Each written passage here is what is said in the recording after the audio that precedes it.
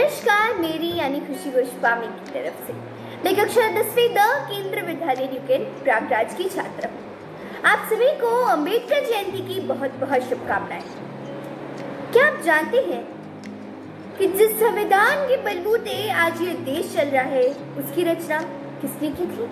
जी हाँ, एक मासूम सा बच्चा जो कि दलित समाज का था, और यही कारण है कि उसे समाज की भेदभाव और ऐसी कई परेशानियों का सामना करना पड़ रहा था। विद्यालय में जहां अन्य बच्चे पानी पीते थे तो उस बच्चे को पानी के बर्तन को छूने तक की इजाजत नहीं थी। ऐसी कई अन्य परेशानियां थी उसके सामने, लेकिन उसने ऐसी परेशानियों को हटा करके सिर्फ शिक्षा पे ध्यान दिया। वे हमेशा कक्षा में अव्वल आया करता था और अपनी मेहनत के दम पर पे ही वे विदेश गया अपनी उच्च शिक्षा प्राप्त करने के लिए। स्कॉलरशिप खत्म होने के कारण उसे वापस लौट करके अपने देश आना पड़ा। वापस आने के बाद उसने अन्य बच्चों को पढ़ाना स्टार्ट किया, लेकिन वह दलित समाज का था।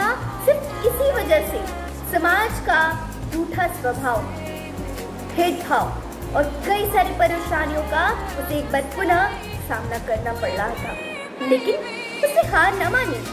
वो दुनिया के सामने घुटने नहीं टेका और प्रयत्न करता रह गया सफलता पाने को। और आगे जाकर के एक दिन आजाद भारत ने उस इंसान के द्वारा लिखी गई संविधान को अपनाया।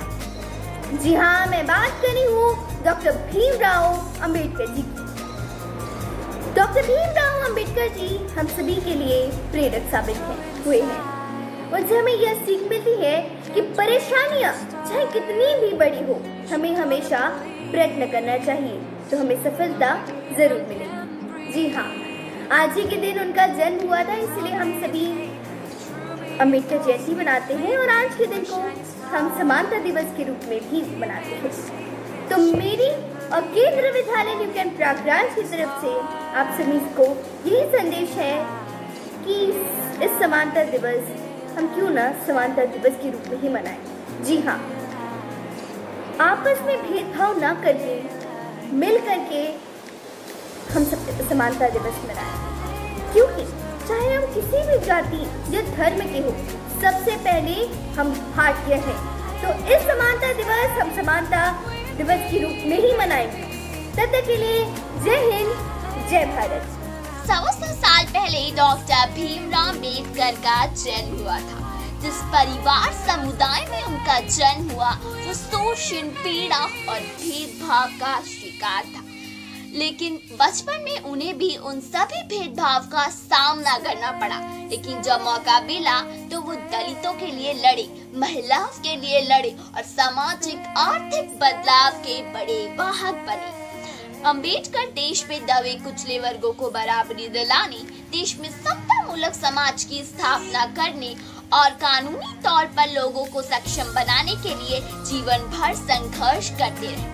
अम्बेडकर ने दलितों को यह एहसास दिलाया कि जिस जमीन पर वो रहते हैं उसमें उनका भी हक है, जिस आसमान के नीचे वो सोते हैं उसमें उनकी भी हिस्सेदारी है। अम्बेडकर अब हमारे बीच नहीं है, पर उनके आदर्श, उनकी शिक्षाएं आने वाली पीढ़ियों को लाभान्वित करते रहेंगे।